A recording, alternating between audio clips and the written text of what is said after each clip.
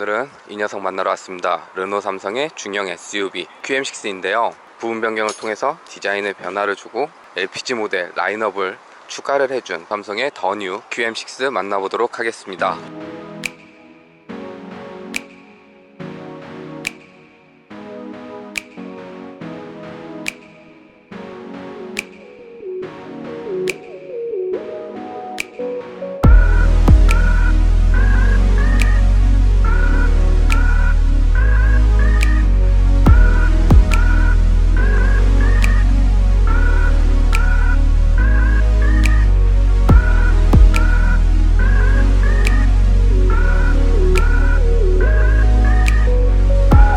디자인은 페이스리프트 이전 모델하고 크게 다르지 않은 모습을 보여주고 있습니다. 페이스리프트 이전 모델도 외관 디자인에 대해서는 꽤 긍정적인 평가를 받았던 모델이기 때문에 그 디자인을 바탕으로 디테일을 강화해준 형태로 생김새를 다듬어 주었는데요. 먼저 그릴은 좀 독특한 패턴을 넣어줘서 그래픽의 변화를 준 모습을 보여주고 있고요.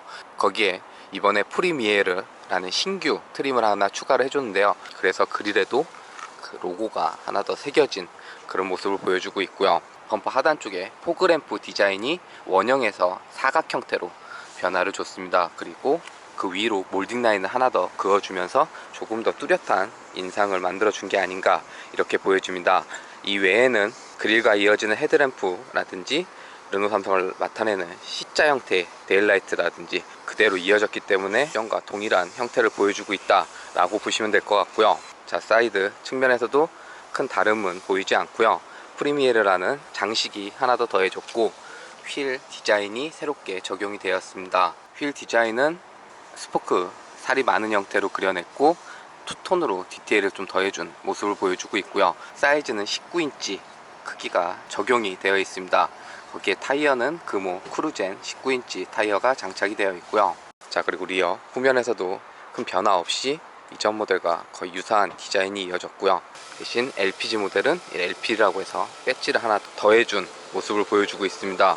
엠블럼을 기준으로 양쪽으로 뻗어나가는 테일램프 디테일하고 그래픽 램프가 점등이 됐을 때 입체적인 패턴을 보여주는 테일램프 구성도 그렇고 또 전반적으로는 수평 형태로 그려내서 차가 좀 더 넓어 보이면서도 안정적인 프로포션을 보여주는 후면부 디자인을 그대로 보여주고 있습니다. 부분 변경된 QM6는 큰 변화 없이 이전에 긍정적인 반응을 얻었던 디자인에 어느 정도의 디테일을 더해준 변화를 주었다 라고 보시면 될 것 같고요.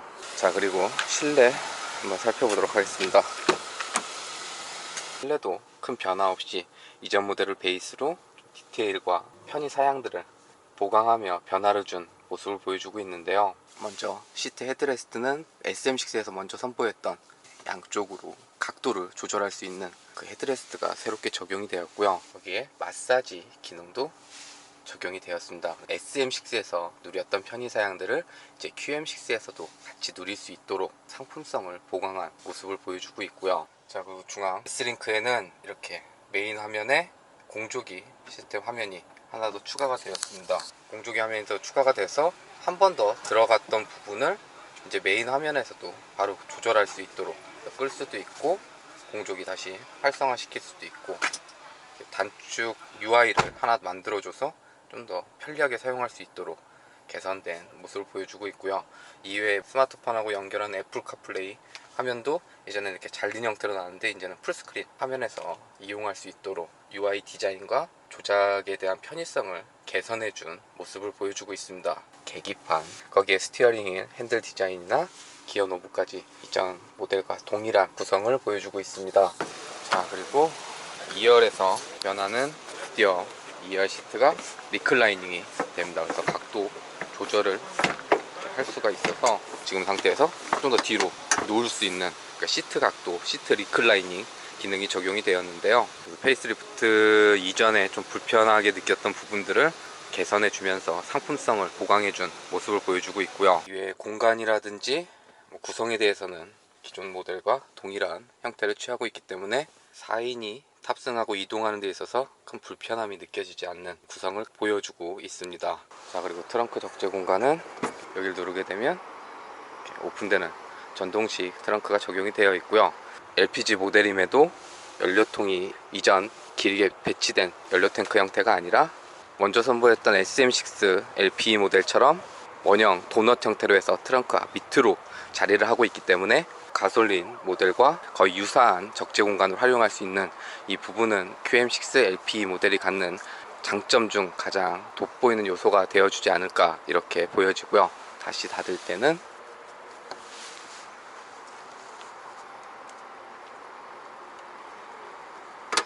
QM6 페이스리프트 모델은 가솔린 GD 모델하고 LPG, LPE 모델 두 개의 파워트레인으로 운영이 되고요. 참고로 디젤 모델은 차후에 또 공개를 한다고 하니까 우선은 가솔린하고 LPG 두 개 트림으로 판매가 된다라고 보시면 될 것 같고요. 이번 더 뉴 QM6 페이스리프트 모델은 얼마 전 이제 규제가 완화되면서 누구나 LPG 차량을 구매를 할 수 있게 되었습니다.